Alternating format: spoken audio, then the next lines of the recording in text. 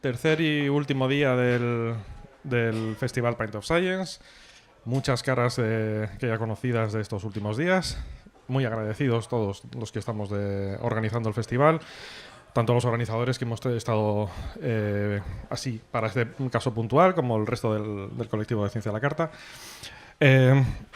Hoy tenemos invitado especial por aquí. El rector, Julián Garde, se nos ha pasado por aquí a saludar y a darnos a ver la jornada de cierre del Pint of Science. Muchísimas gracias a Ana, que sin ella la parte de intérprete de signos se nos iba a quedar muchísimo más que coja. Se ha pegado una señora paliza estos 3 días. Bueno, 2 días, hoy le toca rematar. Por lo demás, lo de todos los años. Agradeceros muchísimo antes de que alguno de vosotros tenga que irse. Agradeceros la asistencia estos días. Recordaros que esto es donde empezamos a hacer cosas en Ciencia a la Carta. Si en el 2017 no hubiésemos tenido todo este llenazo en el BUCA, no habríamos encontrado esta necesidad de hacer algo más o menos permanente para la ciudad de Toledo. No os voy a dar más la chapa que lo que habéis venido a ver a estos 4 que tenemos por aquí. ¿4? Me falta una. ¿Dónde? Aquí. ¿Qué tenemos por aquí? Bueno, lo de siempre, lo voy a acelerar muy mucho. 67 ciudades, esto venimos desde el 2012, esto no funciona, ahora estamos. Esto empezó en Reino Unido, son estos 3 días en todo el mundo. Los brasileños se nos han vuelto locos, casi 80 ciudades haciendo esto mismo que estamos haciendo, que es contar a la gente qué es lo que hacemos en los laboratorios. Contarlo porque creemos que hace falta que entendáis qué es lo que hacemos, que al final nos pagáis el sueldo, nos pagáis las investigaciones y que lo que hacemos es para la sociedad, que es para lo que hemos empezado a hacer ciencia. En España estamos en 67 ciudades. Hemos vuelto a números casi prepandémicos, prepandémicos, pero justo en 2019 fue la super explosión. Después nos asustamos un poquito y bueno, lo de juntarnos ya empieza a darnos un poquito más de seguridad. Hemos estado aquí, ya lo conocéis, hemos estado todos por aquí. Toda esta es la gente que nos echa un cable a que la organización a nivel nacional esté funcionando. Con apoyo para que podamos tener la web, que funcione y demás. Aquí, gracias al apoyo de la Fundación Solis, podemos estar haciendo todo lo que hacemos estos días. Y hoy, ya nos doy más la turra, de verdad, vamos a hacernos un paseíto por la Sinagoga del Tránsito y por todo lo que es el arte. Ayer rematamos con un montón de cuadros que nos enseñó George May. Hoy vamos a ver cómo hacemos para que esos cuadros sigan siendo esos cuadros y no vayan cambiando tantísimo. Entonces nos van a contar gente que de esto cosa un poquito más que yo sobre todo, qué es lo que están haciendo en la Sinagoga del Tránsito y qué es lo que le pasa a las obras de arte cuando las exponemos a determinados factores medioambientales. Yo ya me quito de en medio, os dejo con Raquel Lozano, que es la que se encarga de esta parte de restauración, de conservación de la Sinagoga del Tránsito. Gracias.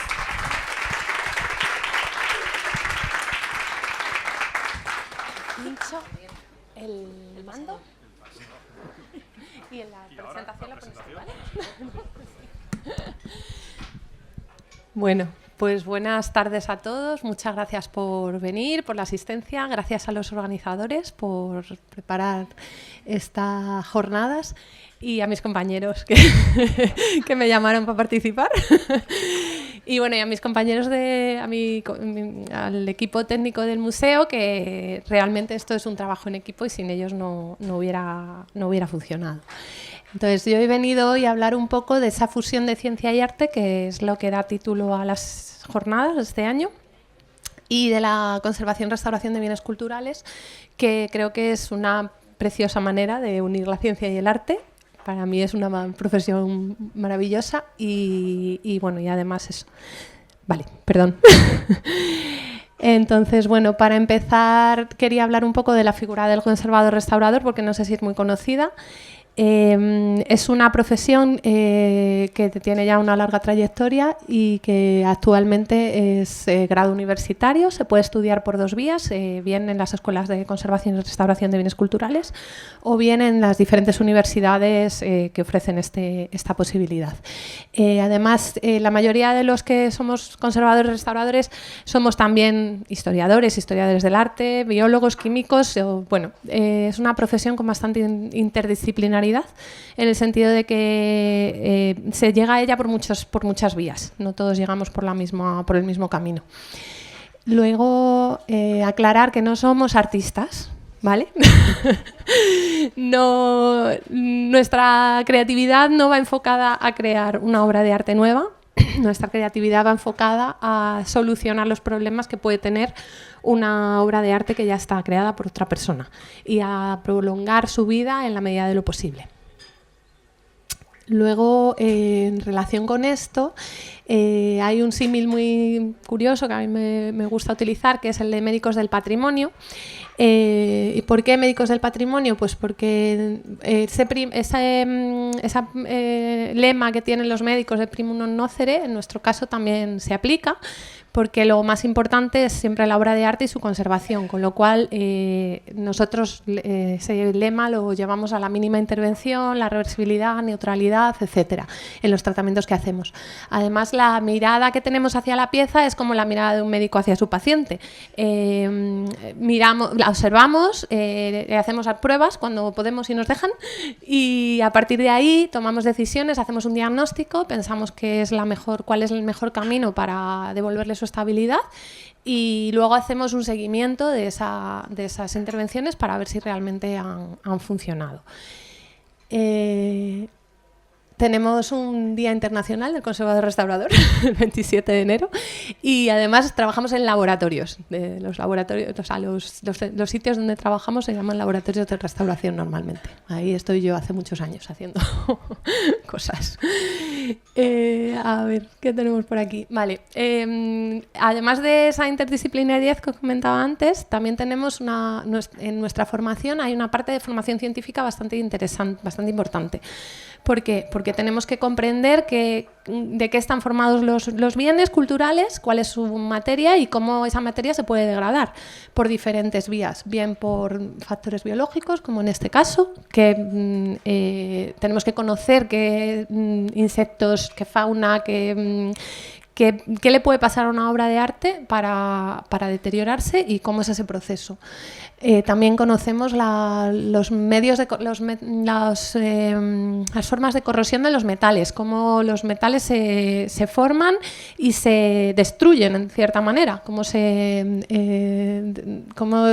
esa fase de transformación que lleva, en este caso es un metal arqueológico, pero en los metales que están expuestos al aire libre también hay una oxidación y hay una serie de deterioros. Y en casos como, puede ser en el hierro, puede ser en el bronce, puede ser en el vidrio, todos los materiales tienen interacciones químicas con el ambiente que hacen que se deterioren.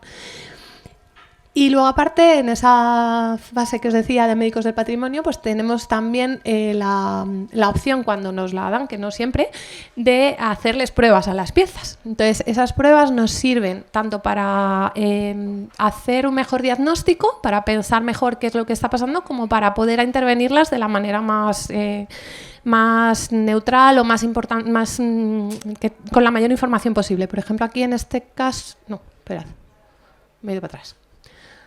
Aquí vemos una radiografía que es una pieza de hierro que tenía incrustaciones metálicas de plata y de oro. Eso en la fotografía de antes veíais que era una capa de corrosión, que no se veía nada, no se sabía lo que había debajo. Entonces, si tú vas a intervenir ese bien y no sabes lo que hay debajo, puedes dañar esa capa intermedia, que es muy delgada y muy fina. Si sabes lo que hay, pues ya sabes un poco lo que vas buscando. Luego en este caso tenemos una microscopía electrónica que también nos da información a nivel más de detalle de la pieza. En este caso era una cuenta de collar de oro a la que aplicamos láser y queríamos saber si ese láser estaba dañando. Era un láser para limpiar y queríamos saber si estaba dañando. Y luego, bueno, también utilizamos técnicas láser para saber, para que nos digan los expertos qué materiales forman una pieza en concreto. Luego quería incidir en este carácter multidisciplinar de la profesión, en el sentido de que las actuaciones que nosotros llevamos a cabo facilitan o permiten que otros investigadores o que otros profesionales desarrollen su trabajo. Por ejemplo, los arqueólogos o los archiveros o los bibliotecarios, o bueno, si tú tienes un documento que no puedes manipular, pues difícilmente vas a poder leerlo. Entonces, si no le has devuelto esa estabilidad, a lo mejor no puedes estudiarlo, ¿no? Y también trabajamos en múltiples aspectos relacionados con esa multidisciplinaridad, porque podemos trabajar en laboratorios de restauración, pero también en universidades, o también en centros de investigación aplicada, o en empresas de restauración, o en empresas de transporte y embalaje de obras de arte que se dedican a estas cosas. Vale, entonces ya después de hablar un poquito de la profesión, quería hablaros de lo que es la conservación-restauración, o sea, lo que es la disciplina. Como sabéis, como veis, hay dos partes, conservación y restauración. La más importante es la primera, por eso va primero, y después tenemos la conservación curativa o restauración. La conservación preventiva es todo aquello que está relacionado con la obra de arte, pero que no... o sea, cuando modificamos todo lo que envuelve a la obra de arte, pero sin tocar la obra de arte directamente, o el bien cultural.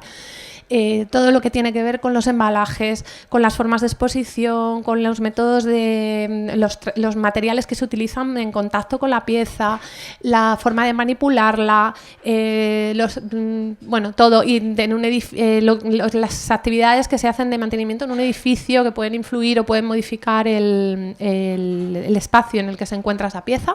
Todo eso puede interaccionar con ella y la puede dañar o la puede beneficiar en función de lo que estemos haciendo. Medimos temperatura y humedad, grados luxes, porque todos pueden ser factores de deterioro. Igual que nosotros nos oxidamos a lo largo del tiempo, pues las obras de arte también sufren un deterioro pues intrínseco a su naturaleza, ¿no? Y si están en un ambiente que no es el que más les beneficia, pues se van a deteriorar con más rapidez. Y luego, en cuanto a la conservación curativa, pues es todo aquello que intenta solucionar los problemas que no hemos podido solucionar o que ya nos han llegado así con la conservación preventiva. Es todo lo que tiene que ver con la intervención directa de la pieza, cuando ya intervenimos esa pieza directamente.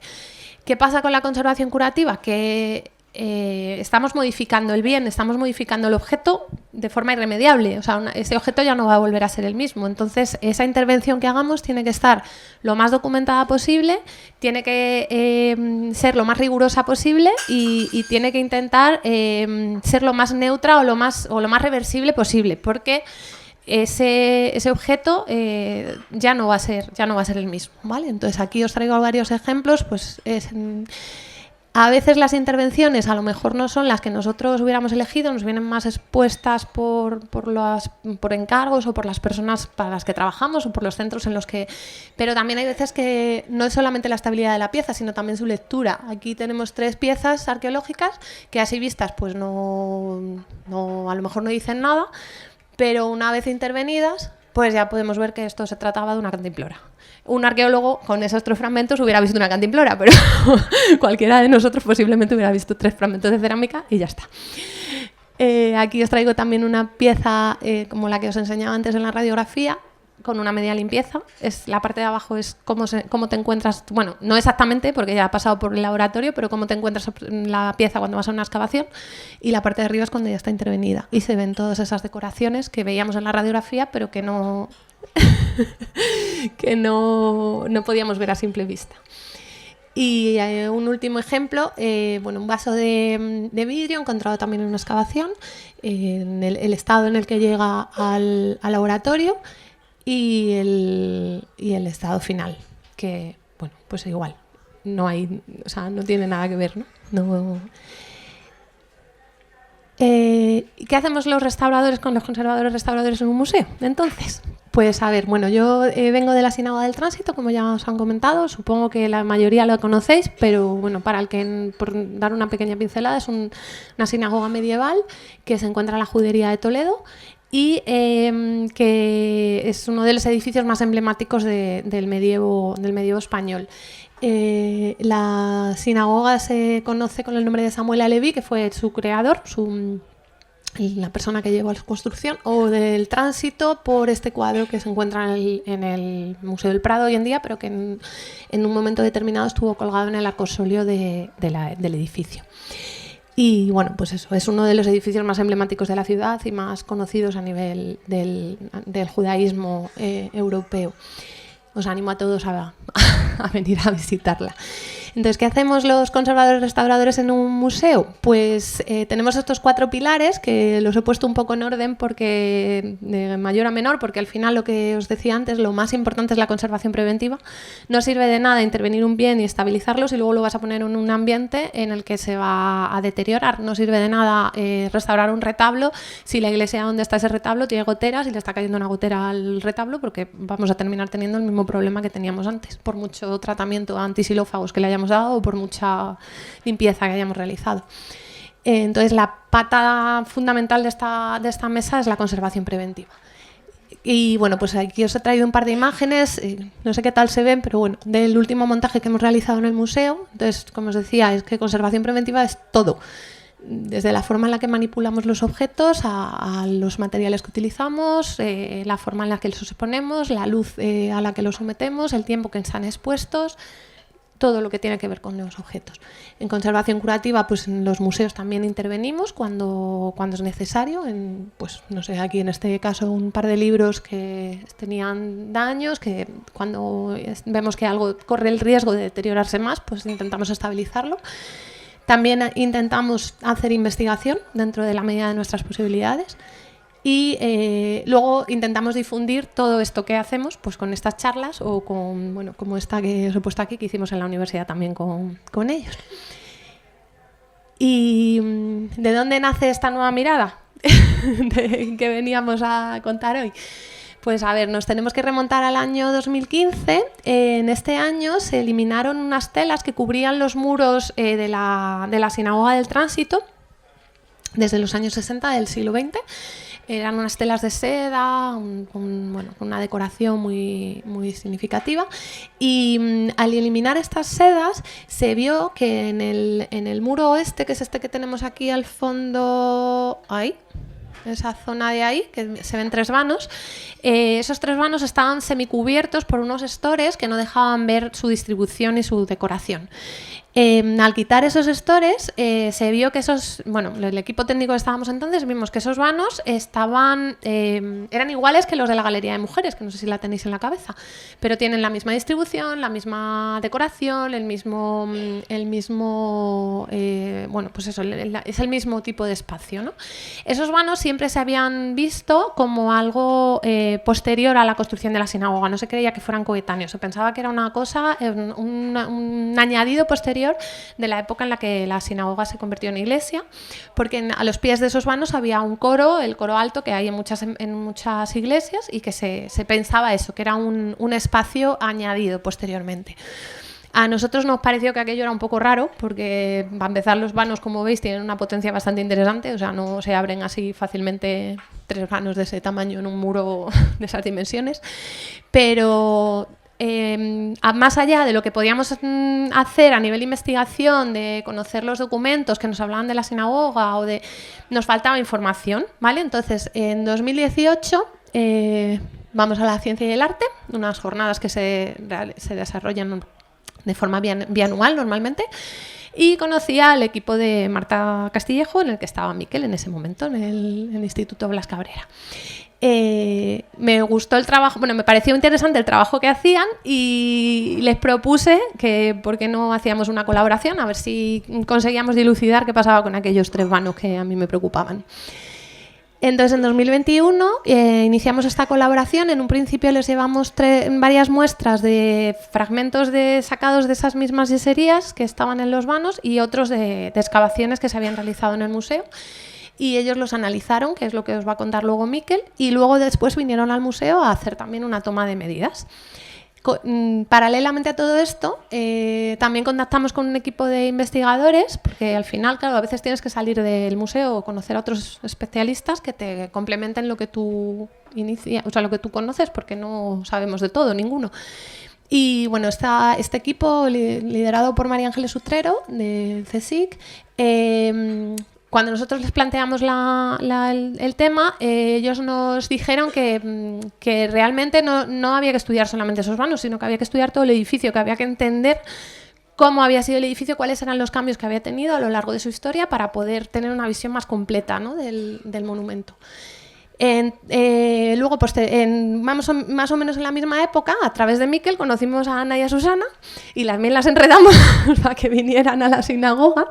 Ellas estaban haciendo varios estudios de calidad del aire interior y bueno, les interesó venir a medir y también nos contarán luego un poco por qué. Y a raíz de todo esto también entramos a formar parte de una plataforma interdisciplinar del CSIC en la que conocimos a otro equipo de investigadores que realizan mediciones de pH, que nos pareció que complementaban muy bien estos trabajos que habíamos hecho con Susana y con Ana y con María.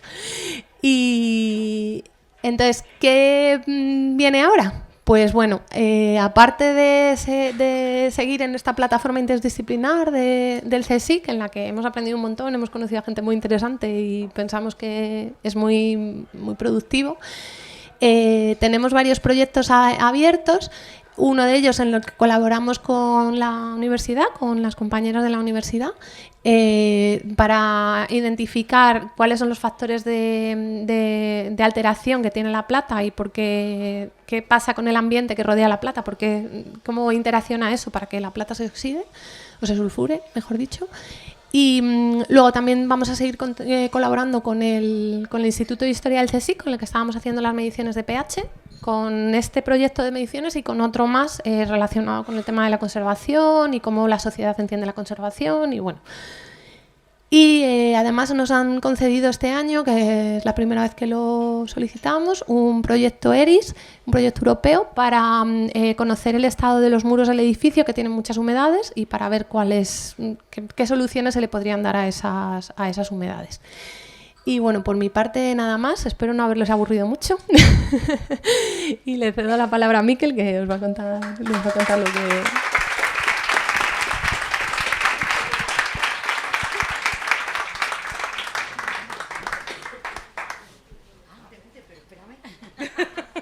Gracias, eso para Miquel.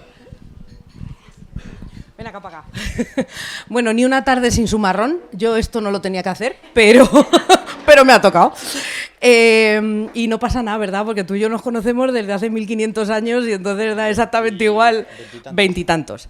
Y qué decir de María, de Ana, de Susana.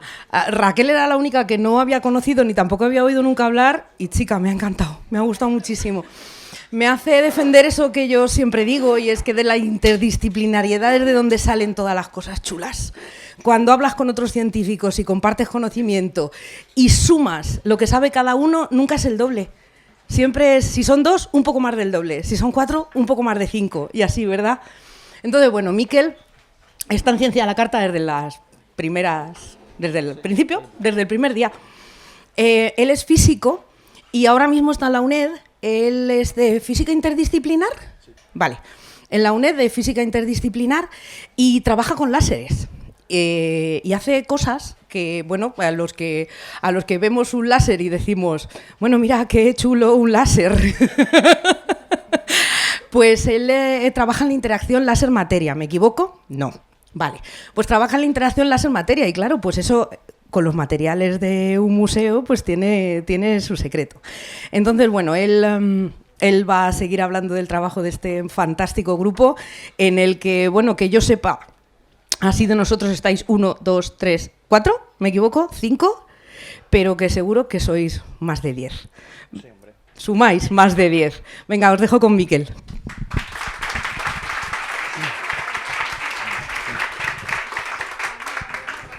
Bueno, muchas gracias María José por la presentación y bueno, gracias a todos por estar aquí.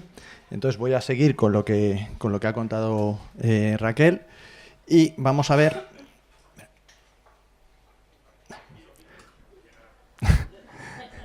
Vamos a ver las medidas que empezamos a hacer con las piezas estas de la sinagoga. Entonces, lo primero, y además junto al título de la charla, que es una nueva mirada, lo primero que voy a hablar es sobre la luz, ¿vale? Entonces, como ha dicho María José, yo sobre todo lo que trabajo es con láseres. Llevo toda la vida de mi investigación es con láseres. Los láseres, claro, se basan en la luz. Entonces, lo primero que nos podemos preguntar es ¿qué es la luz? Entonces, bueno, en un principio, aparte de responder a esta pregunta de qué es la luz, tenemos que saber las condiciones que tiene la luz, ¿vale? Entonces, nosotros normalmente decimos que la luz, pues eso, miras al sol, dices, bueno, pues la luz es blanca. O tenemos unas bombillas, la luz es amarilla. Entonces, normalmente nos han enseñado en el colegio que si le pones un prisma, realmente la luz tiene colorines. Entonces, yo ahora os tendría que enseñar que sí, que la luz tiene colorines. Entonces, os pondría con una linterna, un CD, que es muy fácil, lo podéis hacer en casa, hacéis la reflexión en el CD y vais a crear como un arco iris. ¿Qué pasa? Pues que aquí hay tanta luz que la luz blanca compite con mi arco iris y no lo vais a poder ver. Entonces, lo que sí que os he traído, que ya me lo imaginaba, pues son unas linternas, para que os las vayáis pasando, y os voy a traer, en vez de un CD, os he traído unas redes de difracción. Esto es lo que luego os voy a explicar que estudiamos nosotros para hacer las medidas, ¿vale? Entonces, cuando cojáis la linterna, miráis la linterna a través de esa red de difracción, no la miréis directamente, la torcís un poco y vais a ver realmente que está formada por colorines.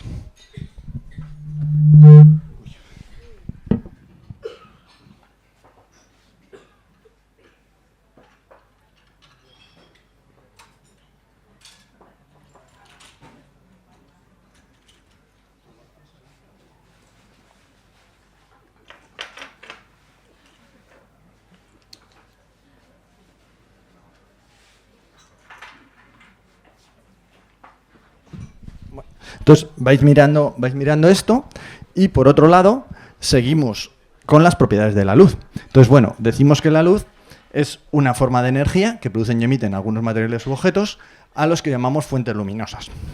Lo que sí que también hemos estudiado casi todos es que la luz se propaga a través del espacio como una onda. Entonces, esto es muy importante. ¿Por qué?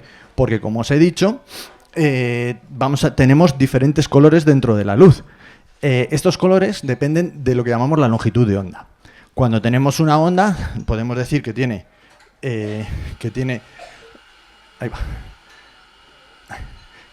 las partes de los picos de la onda y la distancia entre los dos picos es lo que llamamos longitud de onda. Esta propiedad de cada onda es lo que nos va a determinar el color que tengamos. Cuando tenemos estos picos muy separados, vamos a tener las luces roja, naranja o amarilla. Cuando tenemos estos picos más juntos, son las luces violeta, añil o azul. ¿Vale? Entonces, esto es lo que decimos de los colores del arco iris. Lo que tenemos que tener muy presente, es que siempre decimos que el arco iris tiene 7 colores. Realmente no son 7 colores, son todos los colores que queramos. Cuando veáis a través de la red de difracción, cuando veáis las linternas, vais a ver un montón de colores. No son solo estos 7, ¿vale? Y es lo mismo que pasa con la luz del sol. Tiene un montón de colores. Entonces, pues en el año 1960, este físico, Maimon, lo que hizo fue aprovechar los estudios de Einstein de 1955 y desarrolló el primer luz láser, ¿vale? Entonces, esta luz es una luz un poco especial que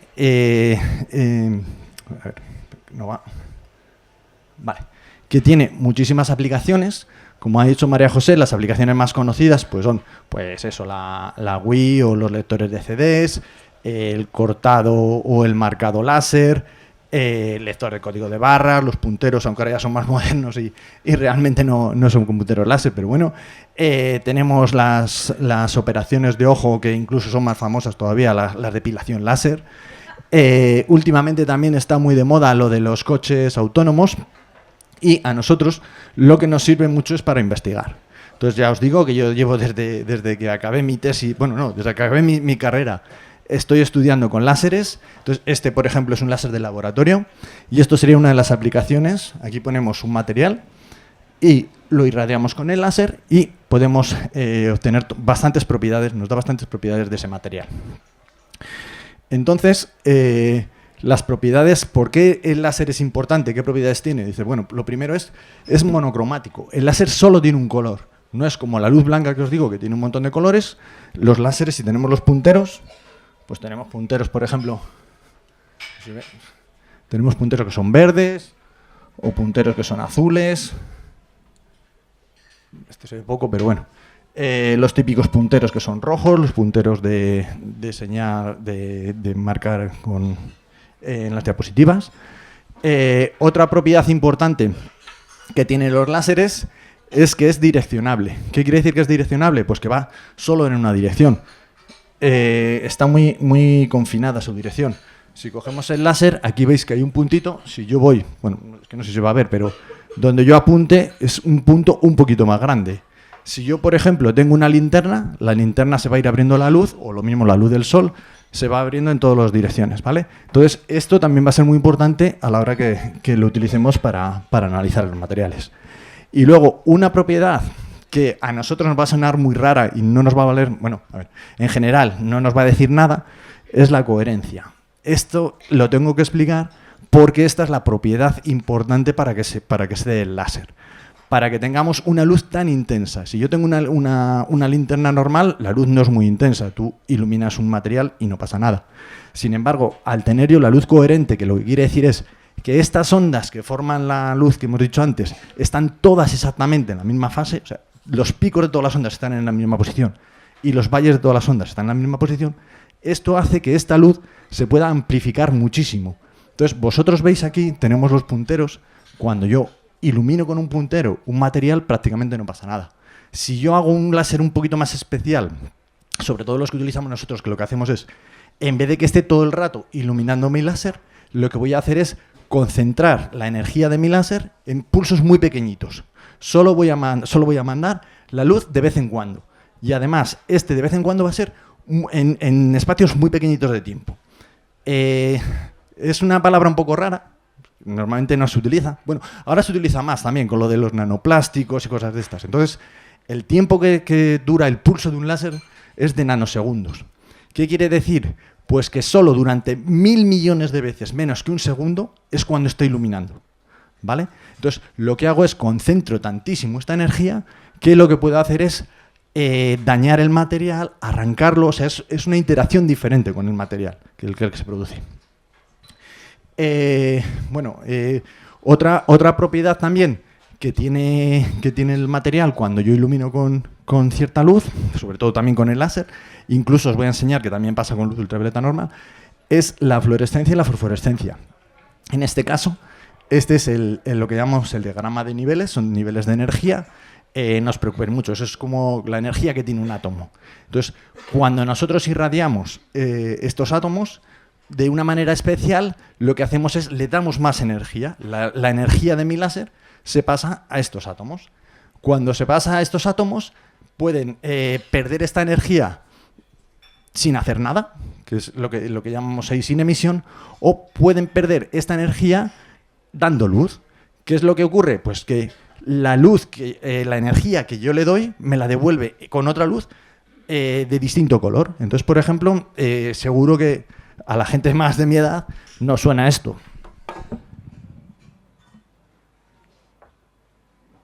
Esto es tónica, ¿vale?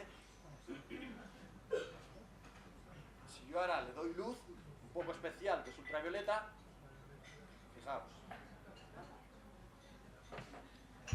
Esto es lo que antes veíamos en las discotecas. Que simplemente le doy energía al material y el material me devuelve energía en forma de otra luz.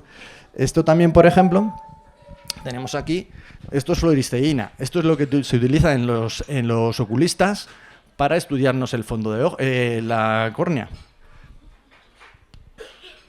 Si os fijáis, esto lo haces a oscuras y es como si tuvieras una bombilla en casa. Es una pasada. O sea, esto ilumina muchísimo.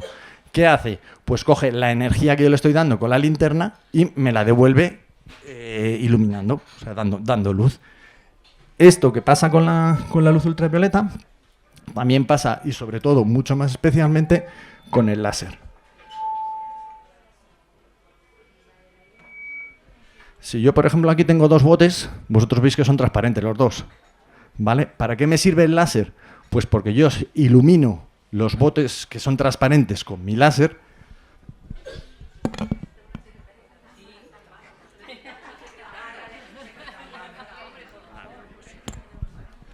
Bueno, ¿veis? ¿Veis, por ejemplo, que yo ilumino este primero, el de mi derecha, me está dando luz y el segundo no? ¿Por qué? Pues porque el primero es tónica, que sabemos que es fluorescente, y el segundo no, porque es agua, ¿vale? Entonces, si yo tengo materiales que no sé muy bien qué es lo que son, estos análisis me pueden servir para identificar los materiales, ¿vale? En cualquier caso, o sea, en estos que os he enseñado hasta ahora, simplemente le he dado energía y me ha devuelto energía. Si yo utilizo un láser, como los que os digo, que son los que tenemos en los laboratorios, que son concentrados en el tiempo, lo que hacemos es una cosa que tiene un nombre muy feo que es la ablación láser. La ablación láser es parecido, bueno, no es parecido, es el fenómeno que ocurre cuando la depilación, lo que pasa es que no lo llamamos así. Entonces, lo que hacemos con la ablación láser es que mi interacción, mi energía es tan fuerte que lo que hago es arrancar material. Arrancar material que además le estoy dando muchísima energía a ese material y como podéis ver aquí, se ve un poquito mal, pero bueno, eso se crea un plasma. ¿Qué es el plasma? Pues nosotros tenemos los tres estados que siempre hemos estudiado, el sólido, el líquido, el gas, y luego otro estado que es el plasma. Ahora está muy de moda también esta semana porque ha pasado lo de las auroras boreales, que también son plasmas fríos. Entonces esto es algo parecido.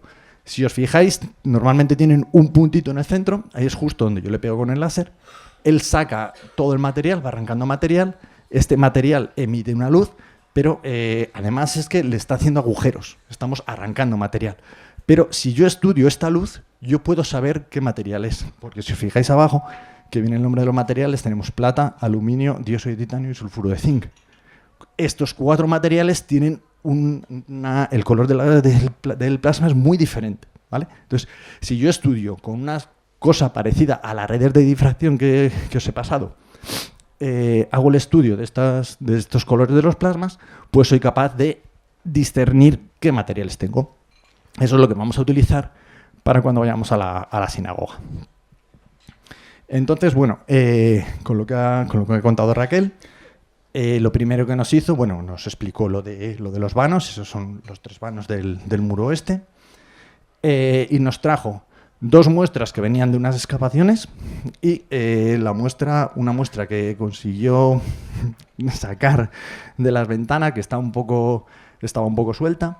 Entonces, solo teníamos estas 3 muestras. ¿Qué ocurre además? Bueno, que como son bienes de patrimonio, pues es muy difícil llevarlas incluso a los laboratorios, hay que hacer un montón de tratamiento, un montón de papeles.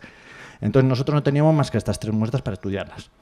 ¿Qué vimos? Bueno, pues que teníamos, por ejemplo, la de la izquierda tiene color verde y casi todo es yeso y un poquito blanco. La de la derecha es rojo también con verde y la muestra no se ve, pero aquí tiene un pelín de verde. Entonces esas son las muestras que nosotros utilizamos, que analizamos con nuestras técnicas de laboratorio.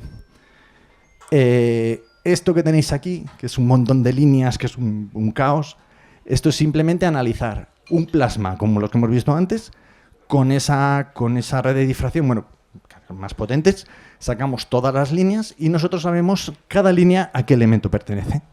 Si os fijáis, cada línea de esas tiene un nombre del elemento. Entonces, lo que hemos sacado es que la pieza primera, bueno, en general, que todas están compuestas, su base de todas son yesos, tienen aluminio, calcio, hierro, magnesio, estroncio, óxido de calcio y sodio, prácticamente todas tienen eso. Cuando tenemos la parte blanca, lo especial, tenemos manganeso, cuando tenemos la parte verde tenemos cobre y bario, y cuando tenemos la parte roja tenemos mercurio y manganeso. Eso ocurre en las 2 muestras que tenemos, que sabemos que estaban identificadas, y además también pasa con la pieza problema, con la pieza que salió de la ventana. La pieza de la ventana además tiene plomo, o sea que es un pelín diferente, ¿vale? Después hicimos espectroscopía Raman. Esta espectroscopía es un poco diferente. En este caso no arrancamos material, sino lo que hacemos es darle energía al material para que vibre y recuperar, o sea, identificar esas vibraciones. Dependiendo de los materiales que tengan, de los componentes o los elementos que tengan, estas vibraciones son diferentes. Entonces, ahí veis los espectros que nos forman. Y también, bueno, aquí vais a tener un montón de números, no os preocupéis, es que o sea, cuando hacemos nosotros los estudios tenemos que sacar todo esto. Entonces vemos que la parte de atrás tiene todos los componentes que son de yeso, toda la base es yeso. La roja está claro que es vermellón, además es que es una emisión muy fuerte, muy potente. Y la parte verde es malaquita, es yeso con malaquita. Entonces, pues con estos datos no llegamos a saber si realmente esta muestra, la que llamamos muestra problema, la que está en la ventana, si es de la misma época o no que las otras muestras que tenemos. Entonces, al final, bueno, las conclusiones, lo que os he contado, que todo está basado en yeso, tenemos algunas trazas de compuestos orgánicos, esto simplemente es contaminación, en casi todas las muestras tenemos eso. El rojo es de vermellón, las verdes son de malaquita, mientras que la muestra del problema tiene malaquita, pero también podría tener algo de azurita, ¿vale? Entonces es un pelín diferente, es que ahí no podemos saberlo. Entonces, lo que hicimos fue, no sé, un par de años, fue después, ¿no? O 3 años. Sí, justo después de la pandemia consiguió ella un proyecto, conseguimos venir aquí a la sinagoga, entonces trajimos el Raman portátil. El Raman portátil, que bueno, es lo que se ve ahí, lo que tengo yo ahí en la mano. Esto lo que nos permite es mirar en los distintos sitios en el que sean representativos de la sinagoga. Entonces, en la galería de mujeres, que era lo más sencillo, porque este es lo que está así a nivel de piso. En la ventana, precisamente, ahí estamos subidos, claro, nos subimos con un andamio y nos metimos en la ventana. De las 3 ventanas que tenía problema, la que sacó el cachito ese. Y también miramos en el Ejal. El Ejal, que es la zona principal de la sinagoga, que es lo que además estuvo tapada con el retablo cuando estaba la iglesia. Que entonces se supone que estaba también mejor conservada. Entonces, bueno, lo que hicimos, aquí ya no tenemos unos picos tan claros, pero sí que vemos algo. Vemos, por ejemplo, en la galería de mujeres, en la zona donde medimos, bueno, vimos que había yeso, por supuesto, son todo yeserías. Vimos que había vermellón, que es muy claro, la zona roja siempre tiene vermellón. La zona verde tiene malaquita y tenemos los componentes orgánicos debidos a la contaminación. Miramos en la otra zona, en la zona del muro oeste, la zona de las ventanas, y vimos prácticamente lo mismo, que tenemos el yeso, el vermellón, los componentes orgánicos y la malaquita. En el Ejal, que es lo que os decía, que está más preservado, los mismos componentes. Los orgánicos, el yeso, la malaquita y el vermellón. Esto en principio puede parecer bastante aburrido, es que siempre está sacando lo mismo, pero es que precisamente eso es lo que estábamos persiguiendo. Es decir, nosotros con nuestros estudios no podemos datar nada, no podemos decir esto es de tal siglo o esto es del otro siglo, simplemente decimos los materiales que tiene, los elementos de los que están compuestos. Sobre todo a la hora de los pigmentos, eso es muy importante. Dependiendo de la época en la que sea, se pintaba con unos pigmentos o se pintaba con otros. Eso quiere decir, posiblemente, que las ventanas sean... Bueno, los resultados son los mismos que los que tenemos en el laboratorio. Tenemos la base de yeso, el vermellón para el rojo y la malaquita para el verde. Bueno, y luego no sé, tampoco es muy importante, pero bueno, había una parte negra en una de las ventanas y vimos que detrás de la parte negra había malaquita. Eso quiere decir que posiblemente ese negro es simplemente debido a componentes orgánicos, a la contaminación, y es porque tuviera una chimenea que era lo que había creado el color negro, pero realmente la base es la malaquita, ¿vale? Entonces, lo que os decía, no podemos datar de qué época son las ventanas. Lo que sí que sabemos es que seguramente son de la misma época que todo el resto de la sinagoga, porque hemos cogido 3 zonas que son muy, muy separadas y muy representativas y tienen los mismos elementos. Entonces, bueno, simplemente decir que que es muy importante a la hora de la colaboración y todo esto, que nosotros solos nunca podemos datar. Cuando os diga alguien que han hecho medidas, porque bueno, yo es que eso lo he visto.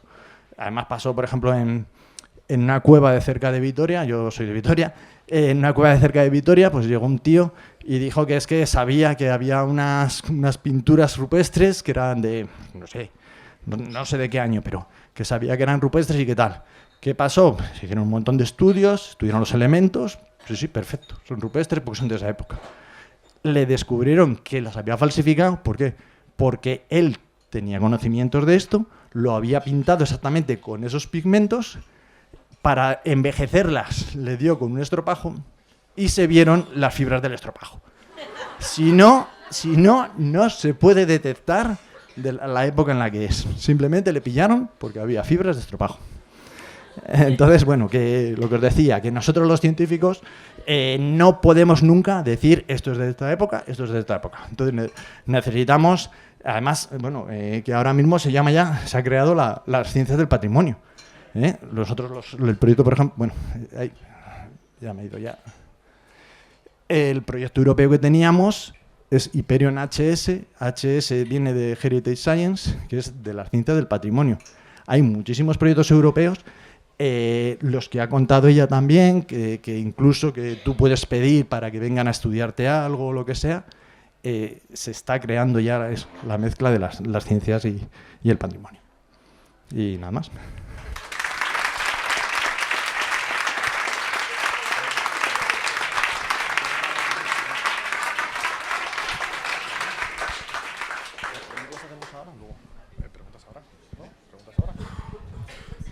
Bueno, digo yo que habrá alguna pregunta para estos dos. Que lo que decía María José. O sea, seguro que entre dos responden mucho más que si fueran 1 más 1. Eso sí, tiene que ser un poco a voz en grito, que tenemos hasta donde llega. A voz en grito. Has dicho plomo y yo me he quedado enganchada, claro, porque malaquita, verde, vermellón, rojo, eso está claro. Pero lo del plomo es por el albayalde, ¿tenéis idea? No es por blanco. No, es el vermellón. El plomo lo tienes en el vermellón, vale. Y es sulfuro de plomo el que veis, vale. ¿Y qué te iba a decir? ¿Y no hay posibilidad porque son ventanas emplomadas o son es de otra época?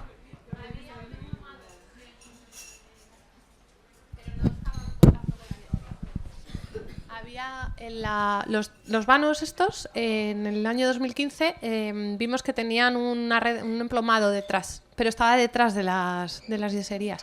O sea, era como una especie de cerramiento de primeros del siglo XX, posiblemente, algo así. Pero no estaba en contacto con las yeserías. O sea, que no... Además son en todos, es en los 3 espacios que hemos hecho, en la Galería de Mujeres y en el EJAL. Es en los 3 sitios donde está el sulfuro de plomo. Es que el sulfuro de plomo ese era el rojo, el vermellón, que se utilizaba en el siglo XVI, XV, XVI, por ahí. Era el que se utilizaba. Yo me refería, como el plomo también da blanco, bueno, da amarillo, da un montón de historias. Sí, pero... Sí, no, pero además, bueno, es curioso porque prácticamente toda la sinagoga es rojo, verde, hay algún azul, pero que bueno, que ese sí que está muy arriba, que ese es inaccesible. Y algo de negro, pero sobre todo era la parte más que había negra, era la ventana, pero hemos pensado pues, que es por la chimenea, y había un poquito de negro en otra zona que tampoco sabíamos de qué era. Pero es que esos eran los colores de toda la sinagoga, tiene esos colores.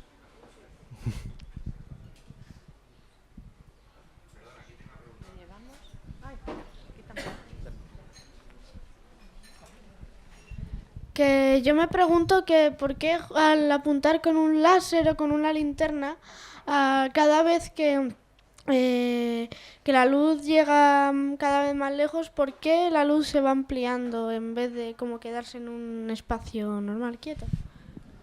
Sí, eso pasa con la luz. O sea, normalmente la luz, los cuerpos luminosos emiten la luz en todas las direcciones. Entonces, al emitir en todas las direcciones, nosotros tenemos nuestras ondas que pasan. O sea, imagínate que tienes un puntito que está emitiendo luz. Entonces va eso. La luz se emite en todas las direcciones. La luz láser, lo especial que tiene es que como yo tengo que hacer esos acoplamientos de las ondas, yo le tengo que poner un dispositivo de manera que solo se acoplan los que van así en esta dirección. los que van así en esa dirección. Por eso es muy direccional. No sé si habéis visto la foto que os he enseñado. Ahora mismo se está midiendo, bueno, ya de hace muchos años, se está midiendo la distancia entre la Tierra y la Luna, se está controlando continuamente, porque en la segunda misión espacial que se fue a la Luna, dejaron un espejo, como de unos 60 centímetros o así, un rectángulo 60 por 40, y desde el observatorio de Hawái disparan un rayo láser que es pulsado, entonces controlan exactamente cuándo se manda, y como con 1 segundo, con 8 más o menos, lo reciben. O sea, ven el reflejo. Al ver el reflejo, ¿qué quiere decir? Pues que la luz ha ido y ha vuelto. Lo dividimos entre 2, hacemos la cuenta y sale la distancia. Continuamente se monitoriza la distancia entre la Tierra y la Luna. Es un poco raro, entre comillas, decir, a ver, ¿cómo desde aquí le pego yo un espejo de allí que tiene 60 centímetros? Yo eso me lo pregunté, porque yo solo vi, el espejo lo vi en una reproducción, claro, la vi en el Museo de Ciencias de Londres. Es que es así, de verdad, es así. Y yo me lo pregunté y miré, y es que ven uno, o sea, le aciertan al espejo 1 de cada 1.000.000 de disparos que le hacen.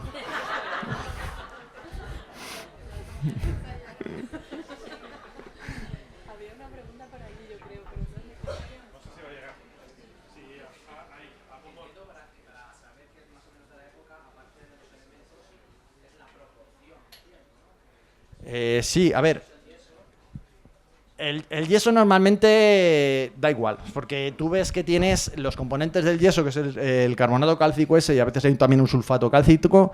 El yeso suele ser igual y hay muchísimas cosas. En nosotros en medio también tenemos yeserías muchísimo más antiguas de la Alhambra de Granada.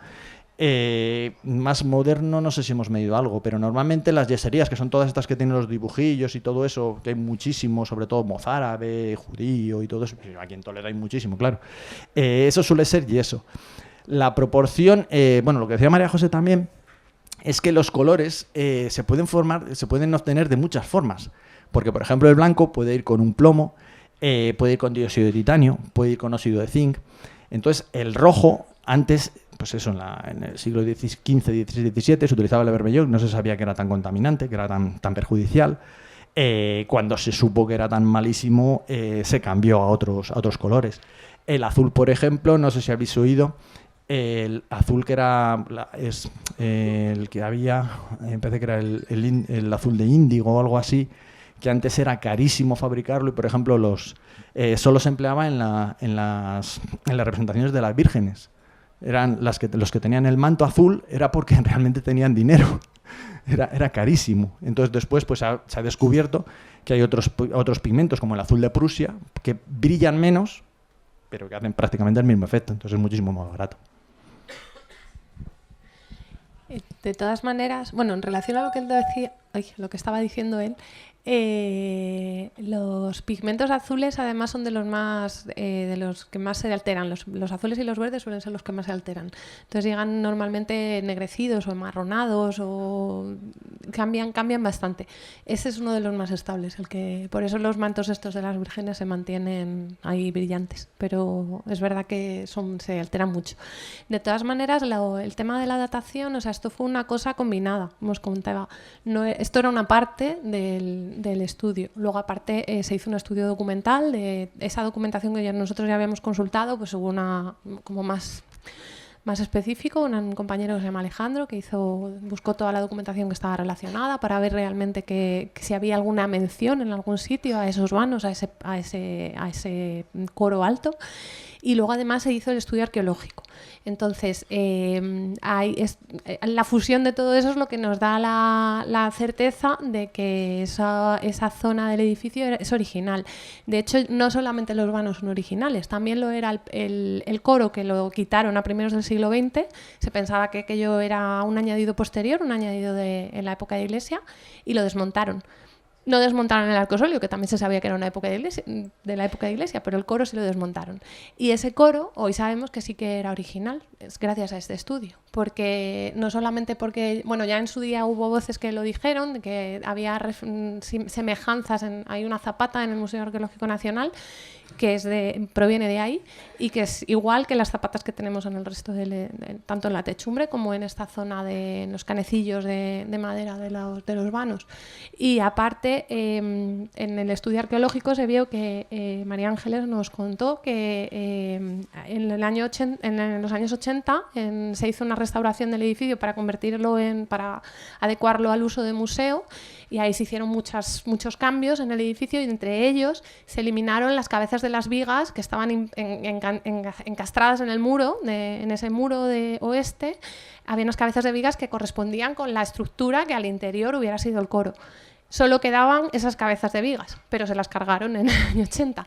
¿Por qué? Pues porque no había esta visión, no se entendía el edificio como un todo. Entonces, al no entender la complejidad del edificio y cómo ha ido cambiando, pues hay elementos que de repente están disociados, aparecen ahí solos y no sabes a qué pertenecen. Hoy sabemos que aquello era original y se desmontó por un error, pero bueno, por lo menos lo hemos podido averiguar. No sé si alguien más. Nada. ¿Sí? De todas formas,